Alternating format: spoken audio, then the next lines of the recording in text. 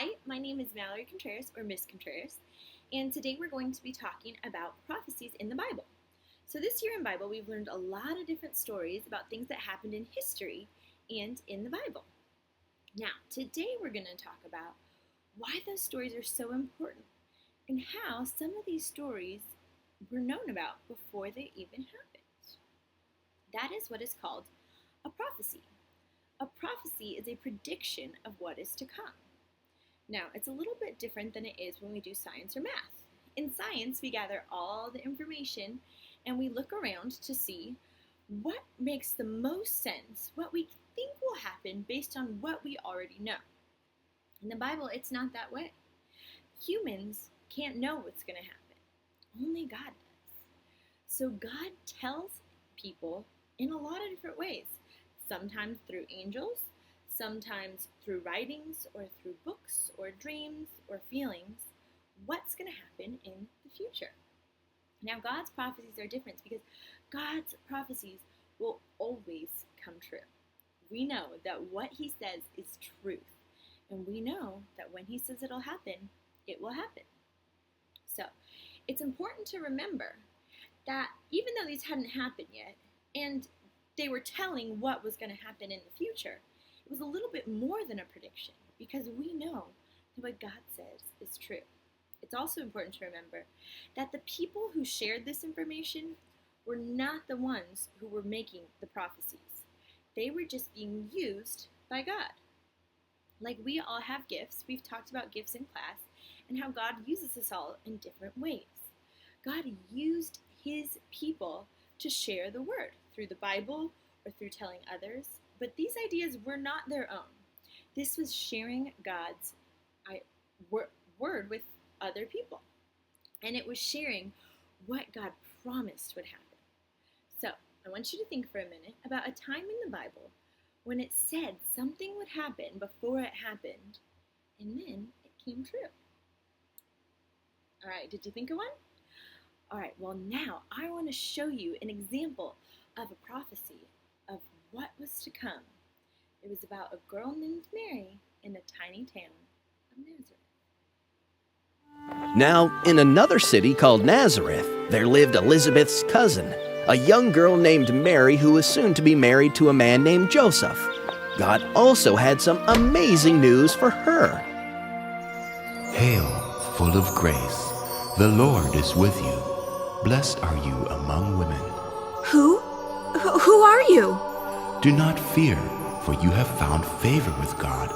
You will soon give birth to a son, and you will call his name Jesus. What? But how can this be? I am not married yet. The Holy Spirit will come upon you, and the baby you will have will be called the Son of God.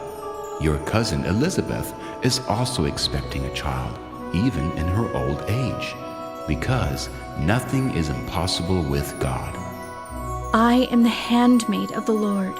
Let everything be done to me according as you have said. Soon, Mary decided to visit her cousin. What an amazing prophecy! God sent an angel, Angel Gabriel, to come down and tell Mary what would happen and how the birth of Jesus would come about. Now, I want you to think a minute. Right now we're reading a book in class called The Lion, the Witch, and the Wardrobe. When we're reading this book, we talk a lot about how there's a lot of similarities that there are in the Bible. The author, C.S. Lewis, uses the stories of the Bible to create this world that acts as a representation of what really happened with God. So, in this book, as we're reading, we know that the four siblings go to Narnia because they have a specific purpose. It was no accident that they were there. They were there because of a prophecy. And if you remember, in the house, Mr. Beaver talks about what that prophecy was and tells them what's going to happen next. I want you to think about it for a minute, watch this clip, and we're going to talk about how that relates back to the Bible. Isn't there anything we can do to help Tumnus? They'd have taken him to the witch's house. And you know what they say, there's few that go through them gates. The to come out again. Fish and chips. But there is hope, dear. Lots of hope. Oh, yeah, there's a right bit more than hope. Aslan is on the move.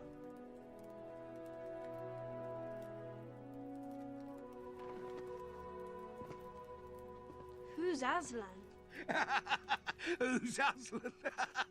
You cheeky little blighter. What? You don't know, do you? Well, we haven't exactly been here very long. Well, he's only the king of the whole wood. The top geezer. The real king of Narnia. He's been away for a long while. But he's just got back. And he's waiting for you near the stone table. He's waiting for us. You're blooming joking. They don't even know about the prophecy. Well, then... Look. Aslan's return. Tummus arrest. The secret police. It's all happening because of you. You're blaming us? No, not blaming. Thanking you. There's a prophecy. When Adam's flesh and Adam's bone sits at Cair Paravel enthroned, the evil time will be over and done. You know, that doesn't really rhyme. Yeah, I know it don't, but look, you're kind of missing the point. It has long been foretold that 2 sons of Adam and 2 daughters of Eve will defeat the White Witch and restore peace to Narnia. And do you think we're the ones? Well, you better be, because Aslan's already fitted out your army. Our army? Mum sent us away so we wouldn't get caught up in a war. I think you've made a mistake. We're not heroes. We're from Finchley. Thank you for your hospitality. But we really have to go. You can't just leave. He's right. We have to help Mr. Tumnus. It's out of our hands.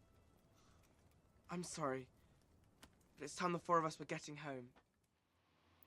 What prophecy did you notice? What does that remind you of? When I watched it, it reminded me how God sent Jesus to come save us.